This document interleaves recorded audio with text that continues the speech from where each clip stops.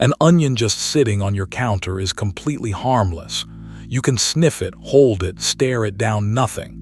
But the instant your knife breaks the skin, your eyes start to sting and tears come flooding out. Here's the strange part. The onion isn't trying to hurt you. It's defending itself, and you walked into a chemical trap. To understand the tears, you have to think like an onion. It spends its life as a bulb buried underground, a fat package of stored food. That makes it a tempting snack for hungry insects, fungi, and animals. With no claws, no teeth, and no way to run, the onion needed another kind of armor. So it built one out of chemistry.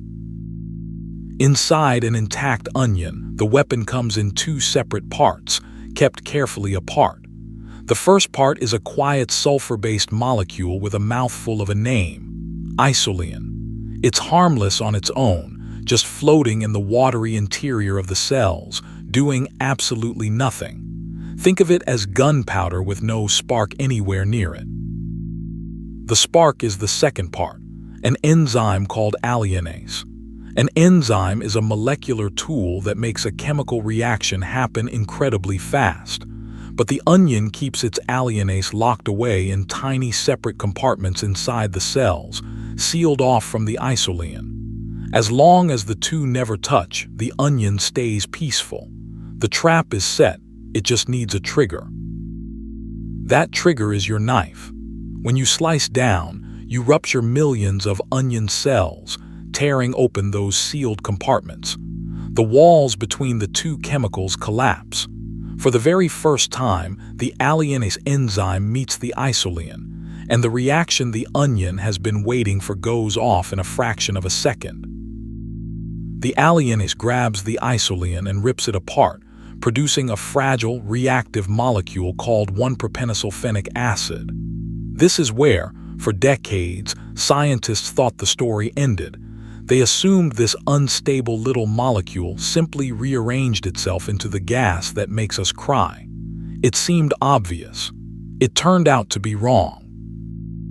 In 2002, a team of Japanese researchers found a hidden second enzyme nobody knew existed. They named it Lachrymatory factor synthase. Lachrymatory simply means tear-causing. This enzyme pounces on the unstable sulfenic acid and deliberately reshapes it. The onion isn't accidentally making a tear gas. It evolved a specialized tool whose entire job is to manufacture one. The product of all this is a small, volatile molecule with another tongue-twisting name, syn-propanethial-S-oxide.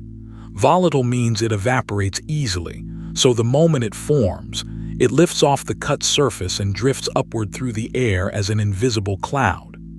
And it's heading, by sheer bad luck, straight toward the wettest, most sensitive thing nearby, your eyes.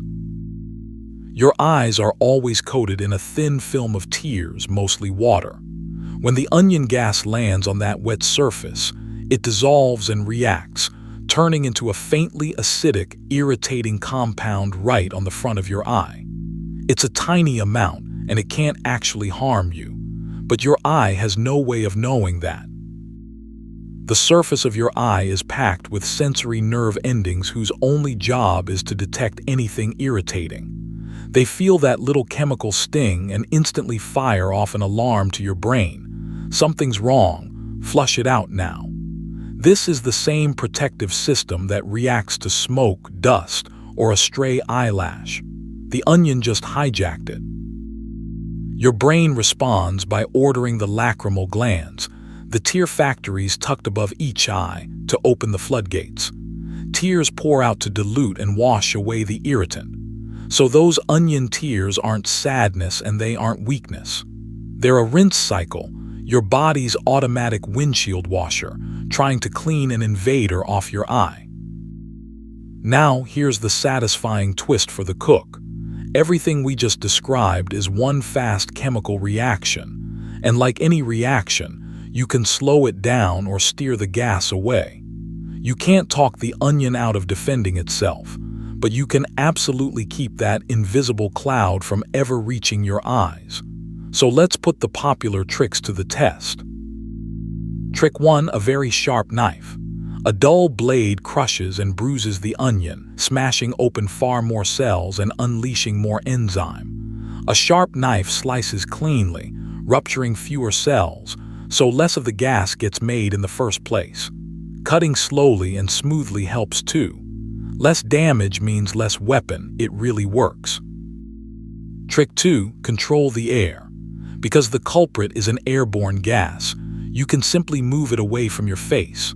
A small fan, an open window, or cutting near a running tap all pull or knock the cloud off course before it climbs to your eyes. Some cooks swear by chopping right next to running water for exactly this reason. Trick 3. Block or weaken the gas directly. Snug goggles put a physical wall between the cloud and your eyes, silly looking but undeniably effective. And cooking heat destroys the enzymes entirely, which is why a sizzling pan of onions never makes you cry. One thing that's overrated: chilling. Cold can slow the gas, but lab tests show it doesn't reliably stop the tears. There's even a high-tech answer.